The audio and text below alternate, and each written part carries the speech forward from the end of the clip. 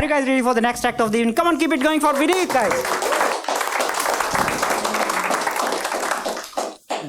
कैसा चल रहा है आप लोग को? मजे आ रहे?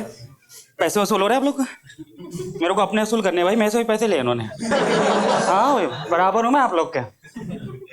शुरू करता हूँ वैसे तो मैंने NIT इलाहाबाद से बीटेक किया हुआ है। इलाहाबाद प्रयागराज पता है आप लोग को? वहाँ पे महाकुंभ मेला हुआ था। कोई हो क्या है? वाह, आपका तो स्वर्ग का वीजा लग गया। और क्या भाई, जाना चाहिए था आप लोग को भी। तो आप लोग, बाकी लोग नहीं गए? सबको क्लैरिटी है लाइफ में कि हम कुछ भी कर ले, हमें जाना तो नरक ही है। सही है, मेरे को भी क्लैरिटी है भाई। मेरे को नहीं थी, मतलब मैं जब कॉलेज में था 2013 में, तो मैं इस महाकुंभ मेले में नहीं गया। लेकिन 2013 में कुंभ मेला लगा हुआ था। तब मेरा दोस्त आता है चुक्का मेरे पास अचानक से, कहता है भाई हम लोग 3 साल से पौन देख रहे हैं, हमारे बहुत ज्यादा पाप हो चुके हैं, अब टाइम आ गया है, हमें इसको धो देना चाहिए। मैंने कहा मैं तो डेली धो लेता हूँ। कहता भाई वो तो मैं भी कर लेता हूँ, लेकिन कुंभ मेला में एक नई स्कीम आई है, एक बार धुल लो 12 साल की फुर्सत हो जाती है। मैंने कहा बढ़िया आइडिया, टिश्यू पेपर भी बचेंगे, एनवायरमेंट के लिए भी अच्छा है, तो करना ही चाहिए। तो हम लोगों ने प्लान किया, चलते हैं। हमारा प्लान ये था कि जहाँ पे गंगा यमुना मिल रही है हम बस वहीं नहाएंगे, सारे ही पाप धुल के आएंगे, फिर 1 साल मचाएंगे। तो उसके बाद हम लोग जहाँ जा रहे हैं भीड़ बढ़ती जा रही है, बढ़ती इतनी बढ़ गई कि लास्ट में मेट्रो की हालत हो गई। हम नदी किनारे कब पहुंच गए पता ही नहीं चला, खुद ही बोलना पड़ा भाई बस बस, घुटनों तक पानी आ चुका है। हाँ भाई, तैरना भी नहीं आता हमें। तो हमने भाई थोड़ा जगह निकाली, साइड में आए। फिर हमने डिसाइड किया, तो हमने ये पता किया गंगा यमुना कहाँ मिल रही है। तो वो कह रहे हैं भैया यहाँ नहीं मिल रही, वो नदी के बीच में मिलती हैं, और उसके लिए बोट करनी पड़ती है 5000 रुपए की। हमने कहा इतने पैसे हमारे पास होते तो सबसे पहले हम ओल्ड मंक का आशीर्वाद न ले रहे होते, उसके बाद ही धुलते सारे पाप। फिर हमने तो बहाने कर लिया भाई, इतने महंगे पाप तो हमने किए भी नहीं, फ्री में किया, फ्री में धुल लेंगे। हम लोग साइड में आ गए। हमने डिसाइड किया भाई एक बंदा सामान देखेगा और एक बंदा नहा के आएगा। तो सबसे पहले चुक्का की बारी, चुक्का गया नहा के आ गया, फिर मेरी बारी। तो देखो भाई हम लोग का एक ही तरीका होता है, वो चड्डी में आ जाना होता है। तो मैं इसका चश्मा भी हटा देते हैं, कहीं गिर गया कहाँ ढूंढते फिरेंगे भाई। हम चश्मे वालों की एक कमजोरी होती है, हमारा चश्मा खो जाए हमारी आधी शक्तियां खत्म हो जाती हैं। हमें दिखना तो कम हो ही जाता है, सुनाई भी थोड़ा कम ही पड़ने लगता है। कोई बुलाएगा इधर, हम देखेंगे इधर, क्या बोला, सबसे पहले चूतिया बोलता है यार। हाँ भाई, हमसे अच्छे तो अंधे हैं, 6th सेंस डेवलप कर लेते हैं। कोई आहट सुन लेता है, कोई खुशबू से पहचान लेता है। वही मेरा चश्मा खो जाए, मैं चश्मा नहीं ढूंढ पाता हूँ। चश्मा ढूंढने के लिए चश्मा चाहिए भाई। हाँ भाई, मुझे नहीं पता थी ये बात उस वक्त। मुझे लगा मस्त पेंगुइन की तरह पाप धुल गया। तो मैंने भाई जैसे मैंने कहा, चुक्का ने मेरे को रोका, कहता है भाई ऐसे हैं नहाने, कुछ एटिकेट्स होते हैं, लड़कियों से थोड़ा दूर रहना वरना चेप लगोगे, और बुड्ढों से थोड़ा दूर रहना कहीं तुम्हें ना छेड़ दे बेंचों से। अच्छा ठीक है। फिर मैंने अपना एक सेफ हेवन देखा, मस्त डुबकी मारी और पलट के देखा सब धुंधा धुंधा दिख रहा है। मैंने कहा हो गया भाई, अब चलते हैं। मैं थोड़ी दूर आगे ही बढ़ा था, एक बाबा जी आ गए, उन्होंने चंदन टीका और लगा दिया, चंदन टीका और चड्ढी, पूरा नागा बाबा लगने लगा था यार। मैंने कहा चलते हैं यार, हो गया। थोड़ी देर आ गया, आंटी और आ गई, कहती है बेटा बेटा आप बाल ब्रह्मचारी हो क्या? कसम से बकचोदी चढ़ गई थी। मैंने कहा हाँ देवी जी, पिछले कुंभ मेला में खो गया था, तब से यही तपस्या कर रहा हूँ। मैं कसम से बता रहा हूँ, उसको कोई मेरी वीडियो बना के इंस्टाग्राम पे डाल देता तो आज पब्लिक मुझे NIT वाले बाबा के नाम से जानती।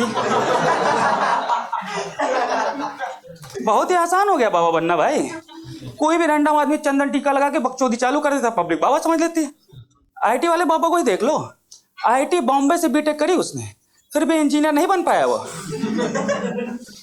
संगम कमालपुर का बाबा ही बन गया है, तीनों लोक का ज्ञान हो गया है। पब्लिक पूछती है इतना ज्ञान कैसे, आपने वेद पढ़ लिए हैं क्या? कह रहा मैं लिख रहा हूँ, कल्कि का अवतार हूं मैं। साफ नहीं समझ में आ रहा, बहुत बढ़िया माल फूक रखा है भाई ने। संगम का माल बहुत मस्त होता है भाई, मैंने फूका है ना, पता है मुझे भाई। मेरा एक दोस्त था, वो गेट की तैयारी कर रहा था और कहता साल भर यही कहता था भाई गांजा मार के पढ़ने में बहुत मजा आता है। और जब वो पेपर देने गया तो उसको गार्ड ने बताया, भैया आपका पेपर कल हो चुका है।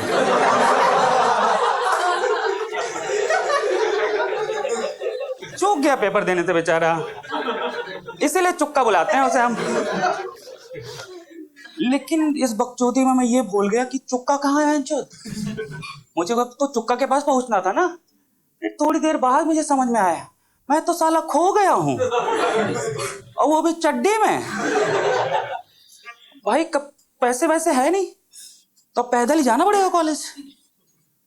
लेकिन कॉलेज तो 10 किलोमीटर दूर है यार। 10 किलोमीटर का वॉक ऑफ शेम। 3 साल पौन देखने की इतनी गंदी सजा। क्या गंगा मैया, सबके पाप धुल रही थी, मेरे कपड़े भी धुलोगे क्या? कपड़े तो लौटा दे यार। पर गंगा मैया सुन नहीं रही थी। मुझे लगा मुझे ही कुछ करना पड़ेगा। फिर मैंने देखा एक जगह लॉस्ट एंड फाउंड का अनाउंसमेंट हो रहा था। मैंने कहा चलते हैं, और मुझे वहां जाके बड़ी खुशी हुई। सब चड्डी में खोए हुए हैं। मैंने कहा यहाँ पे क्या ही करूं। मैंने सूरदास की एक्टिंग चालू कर दी। भाई दिख नहीं रहा मुझे बस माइक दिख रहा है, तो मैं सीधे माइक की तरफ चला। कोई मेरे को रोक नहीं रहा, और मैंने माहौल थोड़ा बनाने के लिए ना बकता हुआ जा रहा था। किसी ने मुझको रोका तो श्राप दे दूंगा बहनचोद।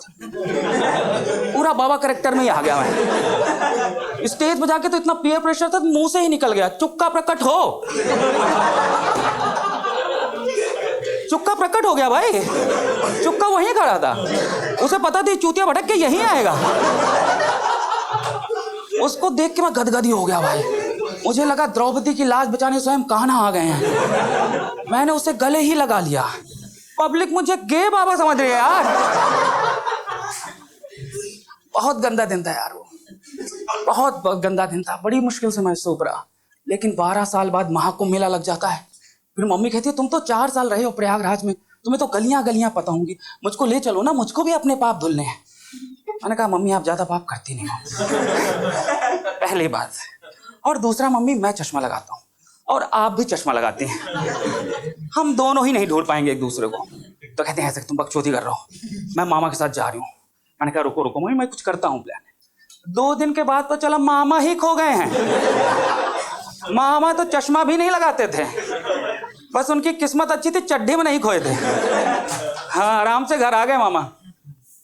बस इतना था मेरे पास। लेकिन मेरे को वो माल वाली जो बात है ना, गांजा, वो मेरे को काफी पसंद है। संगम का माल आदमी को कुछ ना कुछ बना देता है। कुछ लोग यूपीएससी क्लियर कर देते हैं, कुछ लोग बाबा बन जाते हैं, कुछ हमारे जैसे लोग शायर बन जाते हैं। तो मैंने एक पोयम लिखी हुई है गांजे के ऊपर। आप में से किसी कोई फूकता है? किसी ने को सब सोबर आ गए क्या? फर्जिया से जा रहे थे तुम लोग? मेरे को लगा एकदम अपनी टाइप की पब्लिक मिल गई है। फिर भी मैं गांजे पर कविता सुना के जाऊंगा क्योंकि मैं रिकॉर्डिंग करा रहा हूँ। मैंने पैसे दिया है, अब तुम्हें पसंद ना आए वाह वाह करना, ठीक है? ठीक है, तुम्हें पता होना चाहिए कब कब वाह करना है। ये नहीं कि पूरे पता लगा पूरे रिकॉर्डिंग में वाह वाह वही आ रहा है, कविता तो आई ही नहीं। ये नहीं चाहिए, ठीक है? शुरू करता हूँ मैं। समझ लो आप लोग माहौल बना हुआ है एकदम मस्त, बाबा के आप महफिल में बैठे हो, और इसमें एक जैसे आपको कुछ भी नहीं पता होगा यार, पूरी शुरू से बताता हूँ मैं। देखो जब भी आप माल फूकते हो ना तो कुछ कुछ वो होते हैं टर्मिनोलॉजी जो आपको पता होनी चाहिए। वो एक होता है जैसे स्टोन स्टेट, जिसमें आप फूक के एकदम लेट गए, उठ ही नहीं पा रहे हो, एकदम वो होता है स्टोन हो गया भाई, उठ ही नहीं पा रहा है। मतलब जब बोलते हैं the art of doing nothing and still having fun, वो है स्टोन स्टेट। और एक वो पहला पब आप शुरू करते हो, फिर ये इस पहले पब से लेके स्टोन स्टेट की जर्नी है। उसके बीच में एक टैक्सी एक टर्म आता है। टैक्सी मतलब 4 बंदे ऐसे घेरा लगा के एक दूसरे को पास करने लगे, तो फिर उसको तुम्हें पता है टैक्सी तुम्हें पुलिस नहीं पकड़ेगी भाई। यहाँ लोग चिलम पकड़ के पब्लिक यूट्यूब पे वायरल हो रहा है, तुम्हें कविता सुनने में थोड़ा ना पकड़ लेगी यार, कम से कम यार साथ तो बढ़ाओ यार। तो टैक्सी क्या होता है, 4 लोग घेरा बना के खड़े हो जाए, तो कोई एक एक को पास करते चले जाओ। एक पफ लिया, पास कर दिया, तो टैक्सी हो गई। ये 2-3 टर्म है जो आपको पता होने चाहिए। फिर मैं शुरू करता हूँ भाई, बहुत डिटेल में पता है भाई तुम्हें। तुम सब प्रोफेसर लोग पीछे बैठे हुए हो, तुम जैसे लोगों को आगे होना चाहिए था। बट ठीक है, अब बीच में मत बोलना लेकिन, ये डाउट ज्यादा बाद में लिए जाएंगे तुम्हारे। ठीक है, मैं शुरू करता हूँ। यूं तो चारों ओर धुआं ही धुआं है, फिर भी नशा ये हमेशा नया है। फिक्र दुनियादारी की धुएं में उड़ा दे, जहां धीरे से कोई ज्वाइंट जला दे। ये रहमत खुदा की सबका हिस्सा बराबर, हो गर दोस्त ज्यादा तो टैक्सी चला दे। ये रहमत खुदा की सबका हिस्सा बराबर, हो गर दोस्त ज्यादा तो टैक्सी चला दे। हर एक कश ऐसा असर हल्का सा कर दे, सब कुछ वही बस नजरिया बदल दे। हर एक कश ऐसा असर हल्का सा कर दे, सब कुछ वही बस नजरिया बदल दे। पानी लगे मानो अमृत की बूंदे, वो अल्लाह का बंदा जो मीठा खिला दे।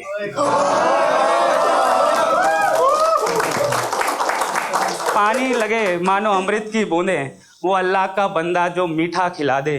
ठहर सा जाता है ये वक्त ऐसे, ठहर सा जाता है ये वक्त ऐसे, भोले बाबा की महफिल में बैठे हो जैसे।